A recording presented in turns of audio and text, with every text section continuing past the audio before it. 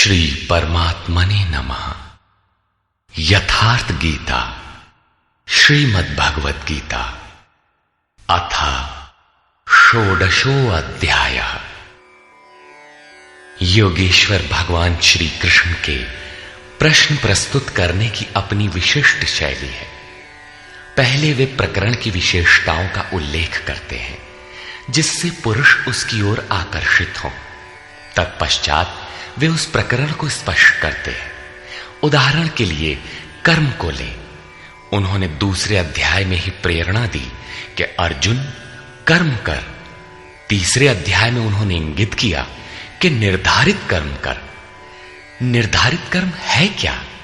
तो बताया यज्ञ की प्रक्रिया ही कर्म है। फिर उन्होंने यज्ञ का स्वरूप न बताकर पहले बताया कि यज्ञ आया कहां से और देता क्या है।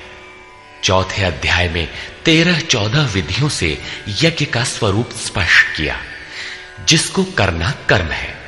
यहां कर्म स्पष्ट होता है जिसका शुद्ध अर्थ है योग चिंतन, आराधना, जो मन और इंद्रियों की क्रिया से संपन्न होता है। इसी प्रकार उन्होंने अध्याय 9 में दैवी और आसुरी संपद का नाम लिया। उसकी विशेषताओं पर बल दिया कि अर्जुन आसुरी स्वभाव वाले मुझे तुच्छ कहकर पुकारते हैं। हूं तो मैं भी मनुष्य शरीर के आधार वाला, क्योंकि मनुष्य शरीर में ही मुझे यह स्थिति मिली है। किंतु आसुरी स्वभाव वाले, मूढ़ स्वभाव वाले मुझे नहीं भजते, जबकि दैवी संपद से युक्त भक्तजन अनन्य श्रद्धा से मुझे उपासते हैं। किंतु इन संपत्तियों का स्वरूप, उनका गठन अभी तक नहीं बताया गया। अब अध्याय 16 में योगेश्वर उनका स्वरूप स्पष्ट करने जा रहे हैं, जिनमें प्रस्तुत है पहले दैवी संपद के लक्षण। श्री भगवान वाच।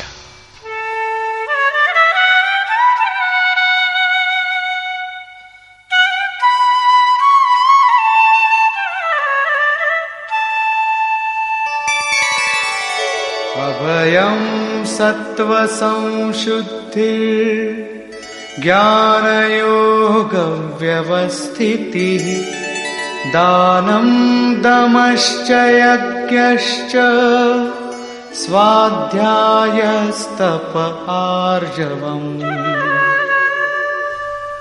भय का सर्वथा अभाव, अंतःकरण की शुद्धता, तत्व ज्ञान के लिए ध्यान में दृढ़ स्थिति अथवा निरंतर लगन, सर्वस्व का समर्पण, इंद्रियों का भली प्रकार दमन, यज्ञ का आचरण, जैसा स्वयं श्री कृष्ण ने अध्याय 4 में बताया है।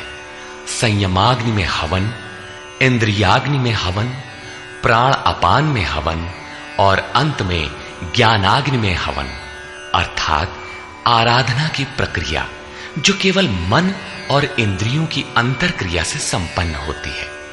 तिल, जौ, वेदी इत्यादि सामग्रियों से होने वाले यज्ञ का इस गीतोक्त यज्ञ से कोई संबंध नहीं है। श्री कृष्ण ने ऐसे किसी कर्मकांड को यज्ञ नहीं माना। स्वाध्याय अर्थात स्वस्वरूप की ओर अग्रसर कराने वाला अध्ययन। तप अर्थात मन सहित इंद्रियों को इष्ट के अनुरूप ढालना, तथा आर्जवम शरीर और इंद्रियों सहित अंतःकरण की सरलता। अहिंसा सत्यम क्रोधस् त्यागः शान्तिरपैशुनम् दया भूतेष्वलोलुप्त्वम् मार्दवम् ह्रीरचापलम्।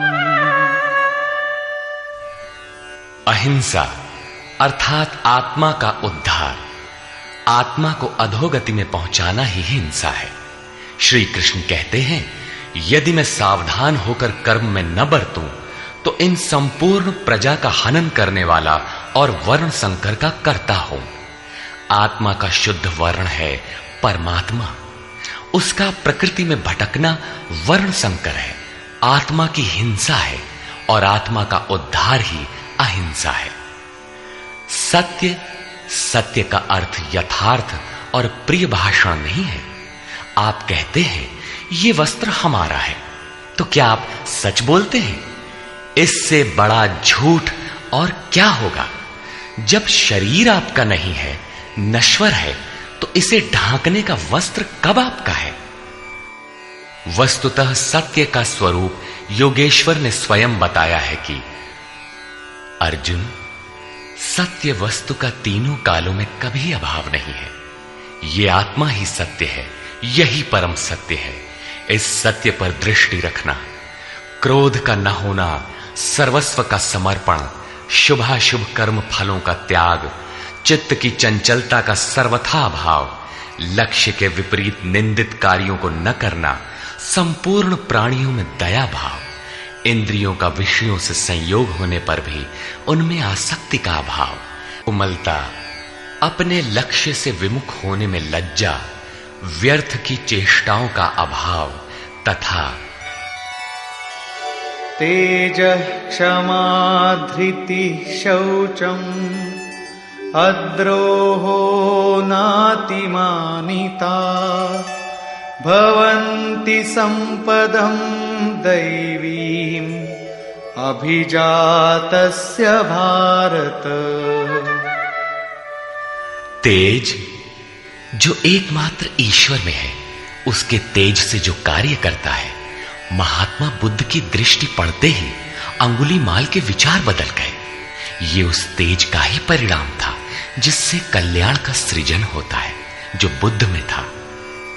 क्षमा, धैर्य, शुद्धि, किसी में शत्रु भाव का न होना, अपने में पूज्यता के भाव का सर्वथा अभाव, ये सब तो हे अर्जुन दैवी संपत्ति को प्राप्त पुरुष के लक्षण हैं।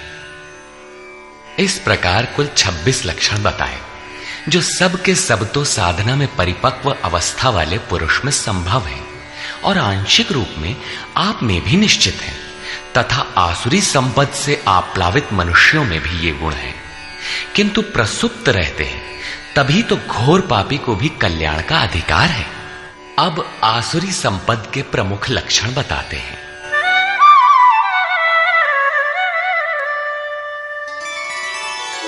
दम्भो दर्पोऽभिमानश्च क्रोधः पारुष्यमेव च अज्ञानं चाभिजातस्य पार्थ संपदमासुरी।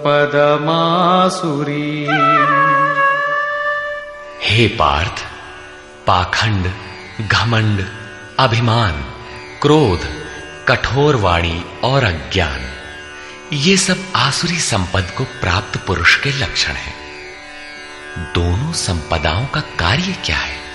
दैवी संपद विमोक्षाय निबंधायासुरी मता मा शुचः संपदं दैवी अभिजातोऽसि पांडव। इन दोनों प्रकार की संपदाओं में से दैवी संपत्ति तो विमोक्षाय, विशेष मोक्ष के लिए है, और आसुरी संपदा बंधन के लिए मानी गई है। हे अर्जुन, तू शोक मत कर, क्योंकि दैवी संपदा को प्राप्त हुआ है, विशेष मुक्ति को प्राप्त होगा, अर्थात मुझे प्राप्त होगा। वे संपदाएं रहती कहां हैं?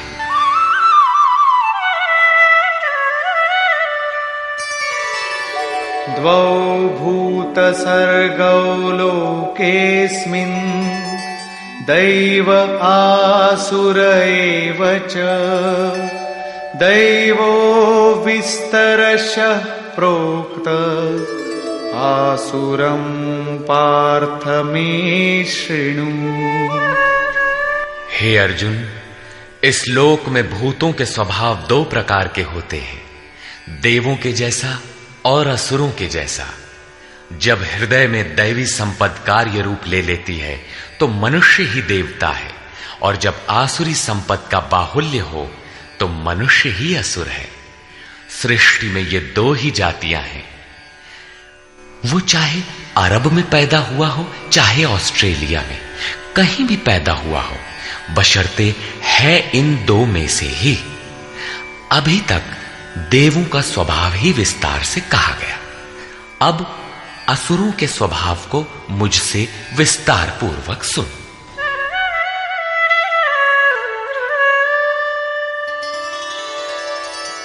प्रवृत्तिञ्च निवृत्तिञ्च जना न विदुरासुराः न शौचं नापि चाचारो न सत्यं तेषु विद्यते।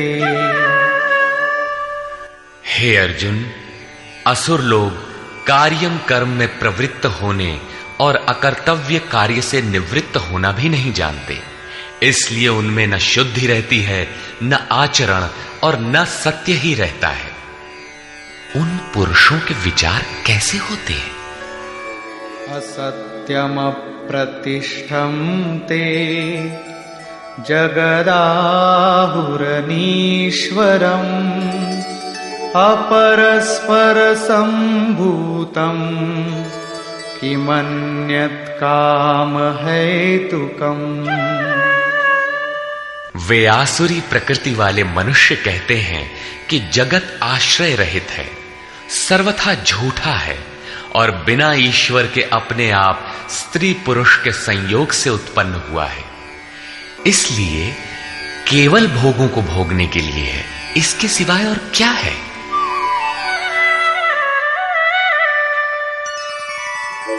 एतां दृष्टिमवष्टभ्य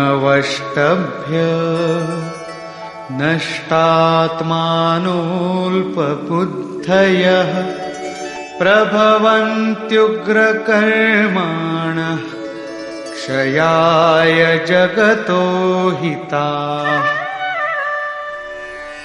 इस मिथ्या दृष्टिकोण के अवलंबन से जिनका स्वभाव नष्ट हो चुका है, वे मंद बुद्धि अपकारी क्रूर कर्मी मनुष्य केवल जगत का नाश करने के लिए ही उत्पन्न होते हैं।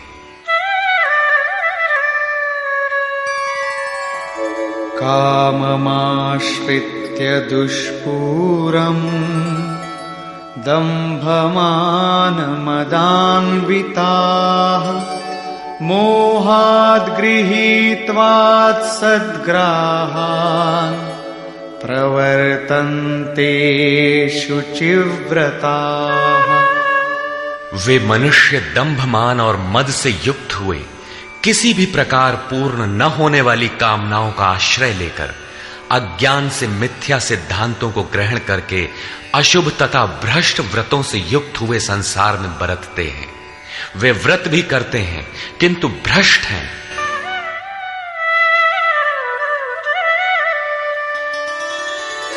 चिंताम परिमेयांच प्रलयांतामुपाश्रिताः कामोपभोग परमा एतावदिति निश्चिताः। वे अंतिम श्वास तक अनंत चिंताओं को लिए रहते हैं और विषयों को भोगने में तत्पर वे बस इतना ही आनंद है ऐसा मानते हैं। उनकी मान्यता रहती है कि जितना हो सके भोग संग्रह करो, इसके आगे कुछ नहीं है।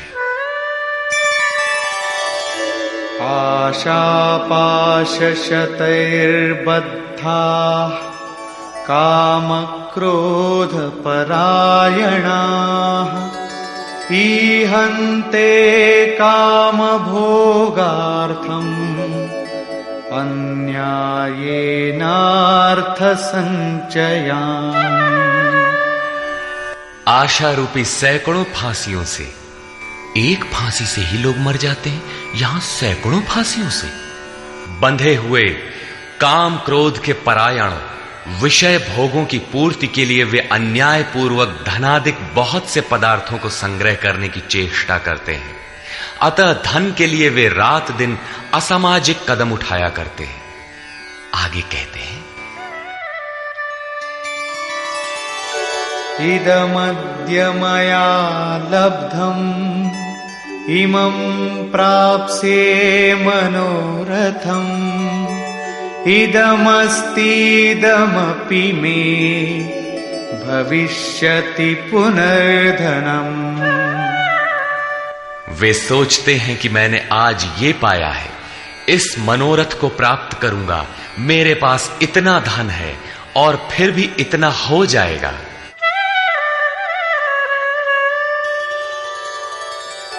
असौ मया हतः शत्रुः हनिष्ये चापरानपि ईश्वरोऽहमहं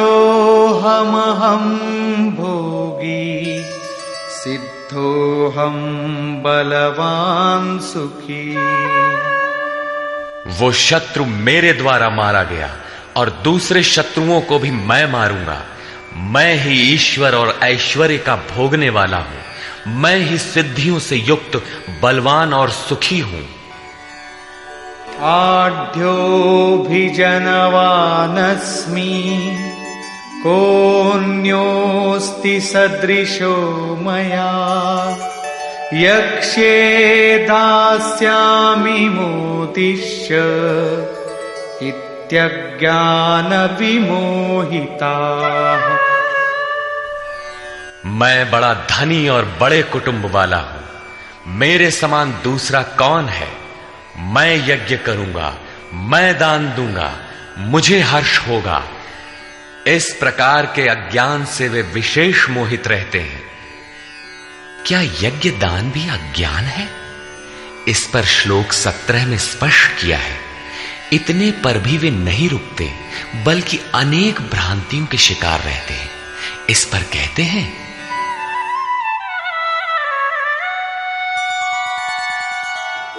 अनेक चित्त विभ्रांता मोहजाल समावृताः प्रसक्ताः कामभोगेषु पतन्ति नरकेषु च। अनेक प्रकार से भ्रमित हुए चित्त वाले, मोह जाल में फंसे हुए, विषय भोगों में अत्यंत आसक्त, वे आसुरी स्वभाव वाले मनुष्य अपवित्र नरक में गिरते हैं। आगे श्री कृष्ण स्वयं बताएंगे कि नरक क्या है। आत्मसंभाविता स्तब्धा धनमानमदान्विता यजन्ते नाम यज्ञैस्ते दम्भेना विधिपूर्वकम्।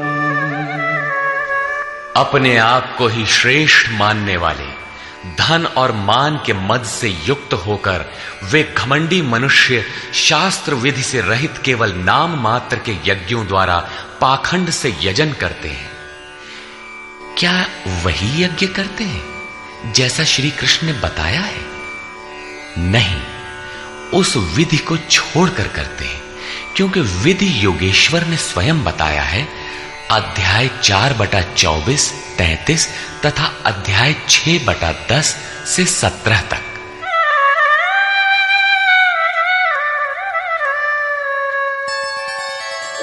अहंकारं बलं दर्पं कामं क्रोधं च संश्रिताः मामात्मपरदेहेषु प्रद्विषन्तोऽभ्यसूयकाः। वे दूसरों की निंदा करने वाले, अहंकार, बल, घमंड, कामना और क्रोध के परायण हुए पुरुष अपने और दूसरों के शरीर में स्थित मुझ अंतर्यामी परमात्मा से द्वेष करने वाले हैं। शास्त्र विधि से परमात्मा का सुमिरन एक यज्ञ है। जो इस विधि को त्याग कर नाम मात्र का यज्ञ करते हैं, यज्ञ के नाम पर कुछ न कुछ करते ही रहते हैं। वे अपने और दूसरे के शरीर में स्थित मुझ परमात्मा से द्वेष करने वाले हैं। लोग द्वेष करते ही रहते हैं और बच भी जाते हैं। क्या ये भी बच जाएंगे? इस पर कहते हैं, नहीं। तानहं द्विषतः क्रूरान् संसारेषु नराधमान् क्षिपाम्यजस्रमशुभान् आसुरीष्वेव योनिषु। मुझसे द्वेष करने वाले उन पापाचारी क्रूर कर्मी नराधमों को मैं संसार में निरंतर आसुरी योनियों में ही गिराता हूं।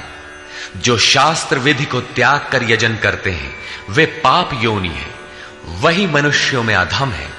इन्हीं को क्रूर कर्मी कहा गया है, अन्य कोई अधम नहीं है। पीछे कहा था ऐसे अधमों को मैं नरक में गिराता हूं, उसी को यहां कहते हैं कि उन्हें अजस्र आसुरी योनियों में गिराता हूं। यही नरक है। साधारण जेल की यातना भयंकर होती है और यहां अनवरत आसुरी योनियों में गिरने का क्रम कितना दुखद है। अतः दैवी संपद के लिए प्रयत्नशील रहना चाहिए। आसुरीं योनिमापन्ना मूढ़ा जन्मनि जन्मनि मामप्राप्यैव कौन्तेय ततो यान्त्यधमां गतिम्। कौन्तेय, मूर्ख मनुष्य जन्म जन्मांतरों तक आसुरी योनि को प्राप्त हुए मुझे न प्राप्त होकर पहले से भी अति नीच गति को प्राप्त होते हैं, जिसका नाम नरक है। अब देखें नरक का उद्गम क्या है। त्रिविधं नरकस्येदं द्वारं नाशनमात्मनः कामः क्रोधस्तथा लोभस्तस्मादेतत्त्रयं त्यजेत्। काम, क्रोध और लोभ ये तीन प्रकार के नरक के मूल द्वार हैं। ये आत्मा का नाश करने वाले, उसे अधोगति में ले जाने वाले हैं। अतः इन तीनों को त्याग देना चाहिए। इन्हीं तीनों पर आसुरी संपत्ति टिकी हुई है। इन्हें त्यागने से लाभ एतैर्विमुक्तः कौन्तेय तमोद्वारैस्त्रिभिर्नरः आचरत्यात्मनः श्रेयः ततो याति परां गतिम्। कौन्तेय, नरक के इन तीनों द्वारों से मुक्त हुआ पुरुष अपने परम कल्याण के लिए आचरण कर पाता है, जिससे वो परम गति अर्थात मेरे को प्राप्त होता है। इन तीनों विकारों को त्यागने पर ही मनुष्य नियत कर्म करता है, जिसका परिणाम परम श्रेय है।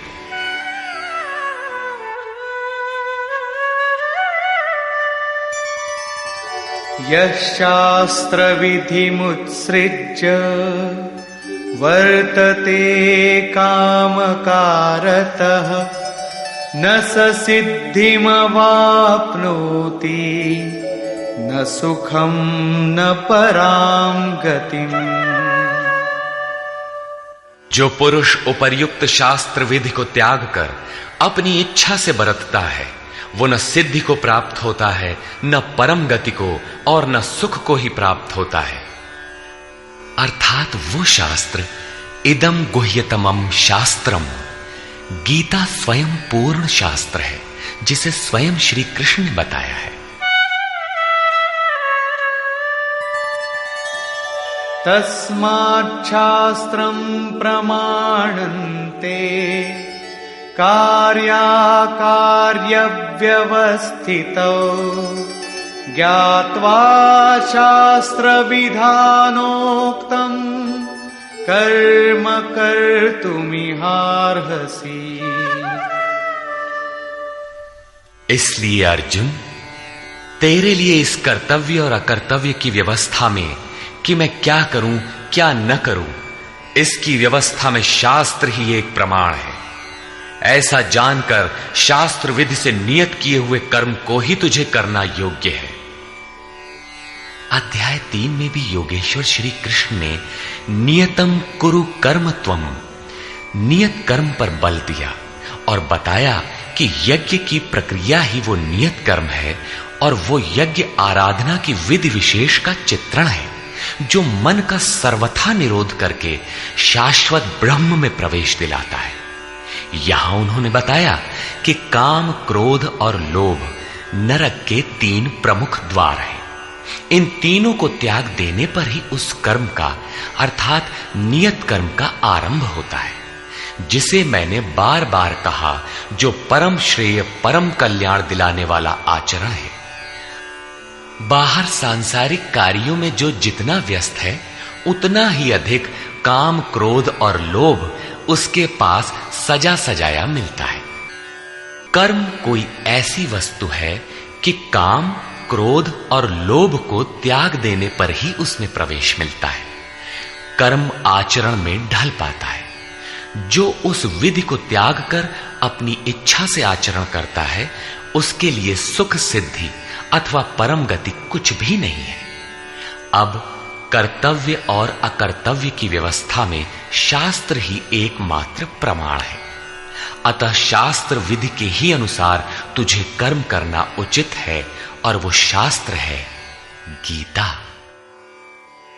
निष्कर्ष, इस अध्याय के आरंभ में योगेश्वर श्री कृष्ण ने दैवी संपद का विस्तार से वर्णन किया, जिसमें ध्यान में स्थिति, सर्वस्व का समर्पण, अंतःकरण की शुद्धि, इंद्रियों का दमन, मन का शमन, स्वरूप को स्मरण दिलाने वाला अध्ययन, यज्ञ के लिए प्रयत्न, मन सहित इंद्रियों को तपाना, अक्रोध, चित्त का शांत प्रवाहित रहना इत्यादि 26 लक्षण बताए, जो सब के सब तो इष्ट के समीप पहुंचे हुए योग साधना में प्रवृत्त किसी साधक में संभव है, आंशिक रूप से सब में है।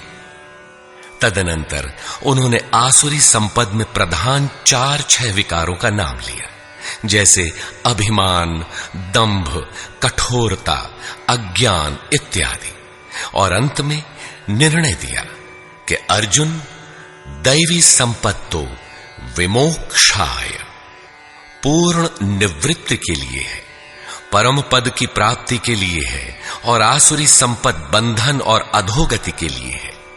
अर्जुन, तू शोक न कर, क्योंकि तू दैवी संपत्ति को प्राप्त हुआ है। ये संपदाएं होती कहां हैं? उन्होंने बताया कि इस लोक में मनुष्यों के स्वभाव 2 प्रकार के होते हैं, देवताओं जैसा और असुरों जैसा। जब दैवी संपत्ति का बाहुल्य होता है तो मनुष्य देवताओं जैसा होता है, और जब आसुरी संपत्ति का बाहुल्य होता है तो मनुष्य असुरों जैसा है।